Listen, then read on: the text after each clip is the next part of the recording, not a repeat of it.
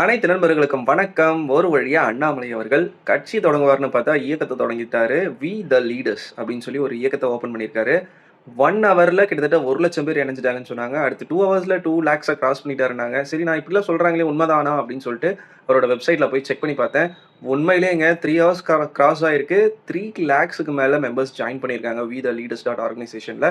டவுட்டா இருந்தா நீங்களும் அந்த வெப்சைட்குள்ள போய் பாருங்க. கண் கூட நீங்களே அத பார்த்து ப்ரூவ் பண்ணிக்கலாம். அது மட்டும் இல்ல, அண்ணாமலை அவர்கள் ஒரு விஷயத்த தெளிவா குறிப்பிட்டிருக்காரு. இயக்கம் அரசியலா கண்டிப்பா மாறும். அதாவது இயக்கம் அரசியல் கட்சியாக மாற்றப்படும். அத நோக்கி தான் நான் போயிட்டுருக்கேன் அப்படின்றத தெளிவுபடுத்தியிருக்காரு. இன்னொரு விஷயம் பார்த்தீங்கன்னா, அண்ணாமலை அவர்கள் ரஜினியுடன் கைகோர்க்கப் போகிறார் அப்படின்னு பல பேச்சுக்கள் அடிபடுது.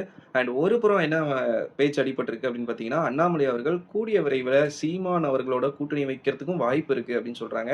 ஏன்னா பல மேடைகள்லயே அண்ணாமலை அவர்கள் சீமான் அவர்கள சமீப காலமா பாராட்டி வர்றதும் சரி, சீமான் அவர்களோட கருத்த ஏற்கிறதும் சரி, இவர்களோட கொள்கையும், என்னோட கொள்கையிலயும் பெரிய வேறுபாடு இல்ல.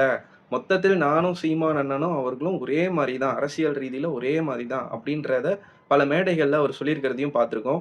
அதன்படி பார்த்தோம்னா, அண்ணாமலை அவர்கள் சீமானோட கூட்டணி வைக்க போறாரா? இல்ல சீமான் அவர்கள் அண்ணாமலையோட கூட்டணி வைக்க போறாரான்றத பொறுத்து இருந்து தான் பார்க்கணும். இன்னும் எத்தன கட்சிகள் அண்ணாமலையுடன் இணைஞ்சு அடுத்த முறை அரசியல் கட்சியாக அடுத்த முறை உருவெடுத்து போட்டியிட போகுது அப்படின்றதையும் பொறுத்திருந்து தான் பார்க்கணும். ஸோ இன்னைக்கு அண்ணாமலை அவர்கள் ஒரு இயக்கத்தின் தலைவர். நாளை கட்சியோட தலைவர். ஆட்சிய பிடிக்கிறாரா? பொறுத்திருந்து பார்ப்போம். ஸோ மறக்காம இந்த மாரி நெறைய நியூஸ தெரிஞ்சுக்கிறதுக்கு சப்ஸ்கிரைப் பண்ணுங்க. நன்றி.